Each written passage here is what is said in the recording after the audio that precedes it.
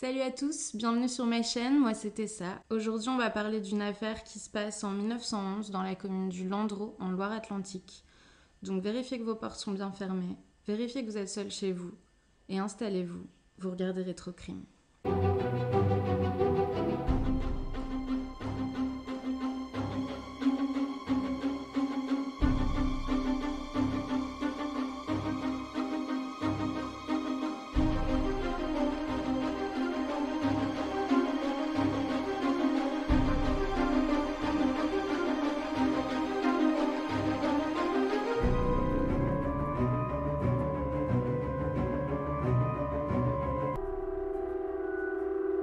L'affaire d'aujourd'hui se passe dans le quartier du Bas-Briassé, dans la commune du Landreau, en Loire-Atlantique, donc proche de Nantes. L'agriculture viticole, c'est une grosse part de l'activité du village et c'est dans ce contexte que prospère la famille Maby. La famille Maby, c'est une famille de 7 personnes, avec le père Jean-Marie Maby qui a 38 ans, la mère Marie Maby qui a 30 ans, qui est enceinte de 8 mois. Ils ont 4 enfants, 2 filles, Marie, 8 ans, Henriette, 7 ans, 2 garçons, Joseph, 2 ans, et Pierre, 4 ans. Ils emploient également 2 domestiques, Marie Dugast, 16 ans, qui aide aux travaux domestiques et à l'éducation des 4 enfants, et Marcel Redureau, 15 ans, qui aide aux travaux de la ferme. Le 1er octobre 1913, à 5h du matin, des voisins aperçoivent le petit Pierre Maby, 5 ans, assis sur les marches tout seul de sa maison. Étonné, il décide d'aller chercher ses parents afin de les prévenir. Mais en entrant, ils sont sous le choc en découvrant Marie Maby, la mère de l'enfant, et Marie Dugast, sa domestique, inertes sur le sol de la cuisine, allongée dans une mare de sang. Ils décident alors de se rendre dans la gendarmerie la plus proche, au Louroux-Botreau, sans tarder, laissant le soin aux gendarmes d'inspecter le reste de la maison. À leur arrivée, ils constatent que les 2 femmes ont eu la gorge tranchée, puis continuent d'explorer la maison. Ils entrent dans la chambre de Marie-Henriette et découvrent que la grand-mère de 79 ans a eu également la gorge tranchée, avant d'entrer dans la chambre des enfants et de se rendre compte consternés qu'ils avaient subi le même sort. Les 2 petites filles, Marie et Henriette, gisaient dans leur lit et le petit Joseph, de 2 ans, était encore dans son berceau. Ils terminèrent leur inspection macabre avec la découverte du corps du père, Jean-Marie, dans le cellier, qui avait subi les mêmes blessures que le reste de sa famille. Les gendarmes décident d'entendre rapidement les voisins, qui leur font part d'une constatation troublante. Le jeune domestique Marcel Redureau, 15 ans, manque à l'appel. Tous les soupçons se portent alors sur lui, et les forces de l'ordre se lancent dans toute la région à sa recherche. Il ne fut pas difficile de le retrouver, puisque le jeune homme s'était réfugié dans sa maison de famille dans le village voisin. Lorsque les gendarmes se présentèrent à sa porte, il ne fit preuve d'aucune résistance et avoua même ses cris sur le champ. Marcel Redureau déclare qu'il se trouvait avec son patron, Jean-Marie Maby, au pressoir, le 30 septembre 1913 à 22h30. Ce dernier était à la barre, et Marcel était sur la plateforme pour réparer la vis. Alors qu'il prenait trop de temps pour y arriver, son patron aurait commencé à lui crier dessus, en lui disant qu'il était maladroit, feignant, et que depuis 8 jours il travaillait mal. Marcel descendit du pressoir, s'empara du pilon qui était à sa portée, et frappa violemment M. Maby à la tête, qui s'effondra au sol. Il le regarda gémir un instant, puis s'empara de la serpe à côté de lui, qui est un couteau à raisin à lame très aiguisée, d'une longueur de 65 cm, qui pèse environ 2,5 kg. Il lui coupa la gorge. Il prit ensuite la lanterne et se dirigea vers la maison où il s'attendait à trouver tout le monde couché. Mais en arrivant dans la cuisine, il trouva sa patronne Marie et la jeune domestique de 16 ans éveillées. Sa première pensée fut alors de fuir. Mais lorsque sa patronne lui demanda où était son mari, il sortit tout de suite de la pièce, partit récupérer la serpe et rentra de nouveau dans la cuisine. Les 2 femmes étaient de dos et il frappa en premier la domestique au cou qui tomba tout de suite au sol. Madame Maby commençait à crier lorsqu'il la frappa au cou également. Elle s'effondra au sol et Marcel donna un coup de lame dans le ventre de la femme enceinte de 8 mois. Dans la chambre voisine, la grand-mère et les 3 enfants, réveillés par le bruit, se mirent aussi à crier.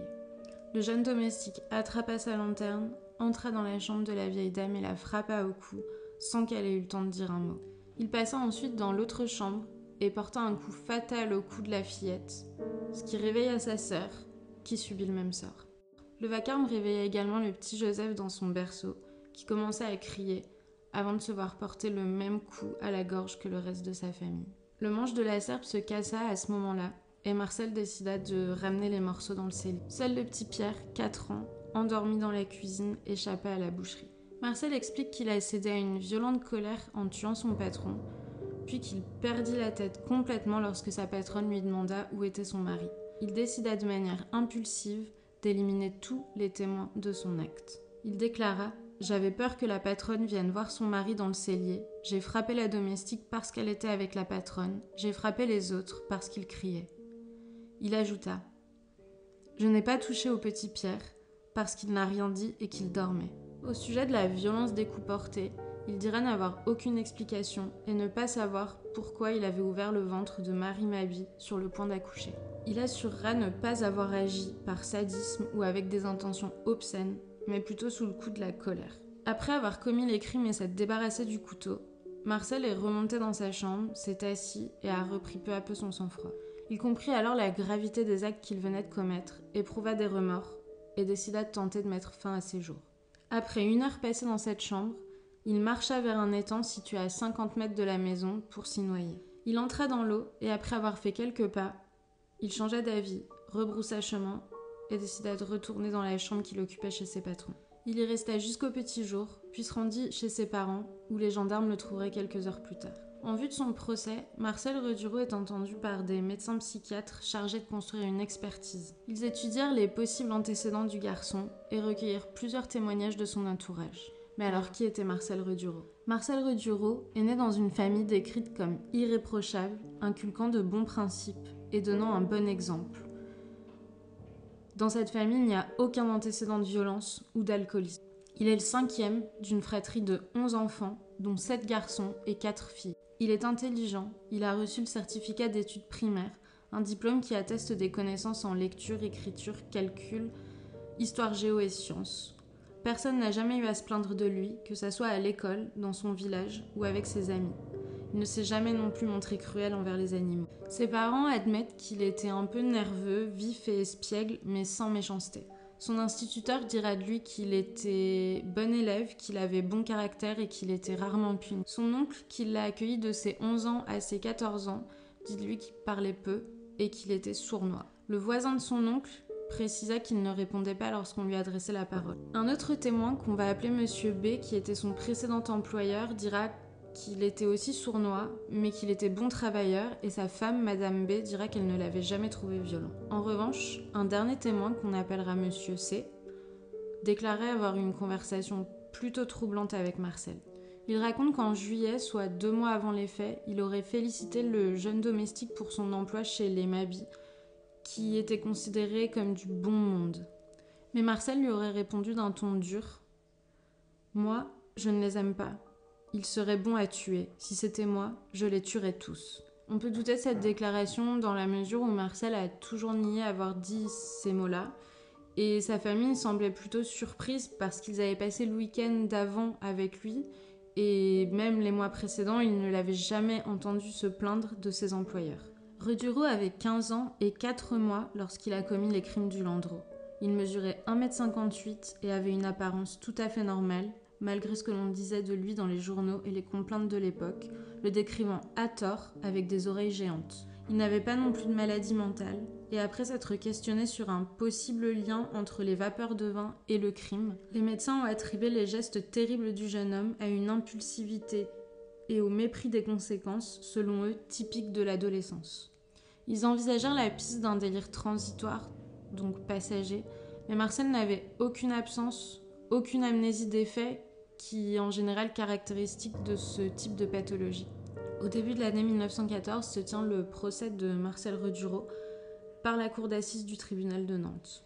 Il assiste au débat la tête baissée, affaissé sur son siège et versa des larmes plusieurs fois. Le gardien-chef de la maison d'arrêt de Nantes dira au journal Le Phare que Marcel Redureau était dissimulé, sournois, se tenant sur ses gardes, mais qu'il dormait bien, mangeait bien et n'avait pas l'air effrayé par son affaire. Il ajoutera qu'il ne savait pas si l'accusé regrettait son acte. Son avocat et sa famille diront qu'il a pleuré plusieurs fois lorsque ses victimes étaient évoquées. À la fin du procès, le 3 mars 1914, le jury le déclara coupable sur tous les chefs d'accusation, sur toutes les questions. Marcel Redureau est donc condamné par la cour au maximum possible pour son âge, c'est-à-dire 20 ans d'emprisonnement dans une colonie correctionnelle. Le lendemain de sa condamnation, Marcel Redureau écrivit une lettre à ses parents. « Chers parents, je vous écris pour vous dire que le grand jour est passé, mais malheureusement sans bon résultat. Et comme vous devez l'avoir déjà appris, je suis condamné à 20 longues années d'emprisonnement dans une colonie pénitentiaire. Et comme vous le voyez, chers parents, la mort viendra vous prendre avant de nous revoir. C'est pour cela qu'il faut que vous veniez chercher mes effets, car ils seraient perdus. Et quand vous viendrez, venez le samedi et le mardi, parce que les autres jours, c'est défendu de voir les condamnés autrement que le mardi et le samedi. Vous ne manquerez de me donner votre adresse quand vous aurez quitté le pays où nous étions si bien avant ce maudit jour du 30 septembre où j'ai commis cet horrible forfait qui me tient à jamais éloigné d'un si bon père et d'une si bonne mère et de si bons frères et sœurs que je ne reverrai plus jamais. Et mon pauvre grand-père qui m'aimait tant, je ne le reverrai jamais. Et Clémentine et Berthe que j'aimais tant, et Jean qui était à Alger, lui qui m'était si bon. Quelle honte pour vous tous qui n'en êtes pour rien. Vous me direz si Marie est toujours athée, parce que ses compagnes doivent lui parler de moi, si elle y est encore, et elles ne doivent plus la regarder, et n'en est pourtant pas la cause. Je viens d'apprendre par mon avocat que papa est bien malade d'avoir à quitter le pays. J'espère qu'il va bientôt être guéri pour fuir ce pays de malheur, qui était si beau avant ce crime d'un si jeune misérable que je suis. Je ne pense pas que je vais rester longtemps à Nantes. Quand je serai dans un autre endroit, je vous donnerai l'adresse afin que je puisse recevoir de vos nouvelles, car cela me serait trop dur de ne pas en recevoir. Vous me rendrez réponse en me disant des nouvelles de mon cher père qui pleure son enfant qui est condamné à ne jamais le revoir. Je pense qu'il sera vite guéri et qu'il prenne courage, et vous me direz des nouvelles de grand-père qui doit être vieilli. Votre fils, qui songe à ce qu'il a commis et qui pleure en pensant à un si horrible crime qui vous a mis dans la douleur et la honte pour le restant de votre vie, ainsi que celle de mes bons frères et sœurs, qui pleureront toujours un si grand crime fait par leur jeune frère prisonnier pour toujours. Votre fils, qui embrasse en pleurant ses bons parents, qui sont à jamais et pour toujours éloignés de lui, Marcel Redureau. Après le procès également, ses parents sont partis vivre dans le sud, dans le Lot, pour échapper à cette histoire et se rapprocher de leur fils. Le 9 mars 1916, 2 ans après sa condamnation, Marcel succombe de la tuberculose à 18 ans, alors qu'il est détenu dans une colonie pénitentiaire du sud-ouest de la France. Ses crimes et le mystère qui les entoure continuent de résonner dans les esprits, les écrits et les médias. André Gide inaugurera sa collection « Ne jugez pas » en 1930 avec cette affaire, et le journal Presse Océan sortit en 2003 un article revenant sur l'affaire. On ne sait pas grand-chose sur Pierre Mabie, seul survivant de la famille, si ce n'est une histoire qui a été racontée par l'un de ses descendants, Pierre Guillard, qui participait aux vendanges en 1980 dans le pays nantais et qui a rencontré une vieille dame qui lui aurait raconté que Redureau aurait dit à Pierre, le lendemain de son crime, « Toi, tu as eu de la chance que je ne te trouve pas ». Voilà, c'est tout pour cette affaire. Pour ce qui est de mon avis, moi je me range plutôt du côté des experts psychiatres. C'est-à-dire que je pense que c'était vraiment un horrible enchaînement d'actes, mais je pense pas que c'était quelque chose de réellement prémédité, même si voilà, il y a eu un ou deux témoins qui ont pu aller dans ce sens-là. Je pense vraiment que voilà, si Marcel Redureau a avoué ses crimes, il avait rien à y gagner, et que si ça avait été prémédité, je pense qu'il l'aurait dit également.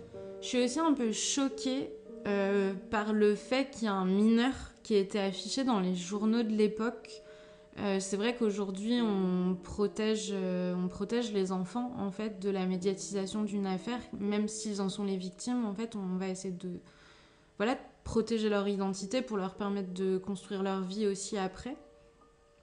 Mais en fait, j'ai trouvé que le 22 juillet 1912, il y a une loi qui est passée sur la protection des mineurs, mais en fait, elle a été appliquée que le 6 mars, donc 2 jours après la condamnation de Marcel Redureau. Donc, il n'a pas pu en bénéficier, et voilà. Voilà, c'est tout pour cette vidéo. J'ai vraiment aimé traiter cette histoire. C'était ma première sur la chaîne. J'ai d'autres affaires qui vont arriver, un peu plus anciennes, d'autres un tout petit peu plus récentes, vous verrez. J'ai plein de projets, plein de belles vidéos à vous faire. J'ai aimé traiter cette affaire, même si elle n'était pas pleine de rebondissements. Je trouvais le côté de l'expertise psychologique vraiment intéressante, donc j'espère qu'elle vous a plu aussi. Et si c'est le cas, n'hésitez pas à me mettre un petit j'aime, vous abonner pour soutenir la chaîne et pour faire grandir, ça serait vraiment top. Et voilà, la petite cloche aussi si vous voulez, si vous avez envie d'être prévenu pour ma prochaine vidéo. Je pense pour le moment que ça sera des vidéos toutes les semaines. Et voilà, je vous remercie, vous avez regardé Rétrocrime.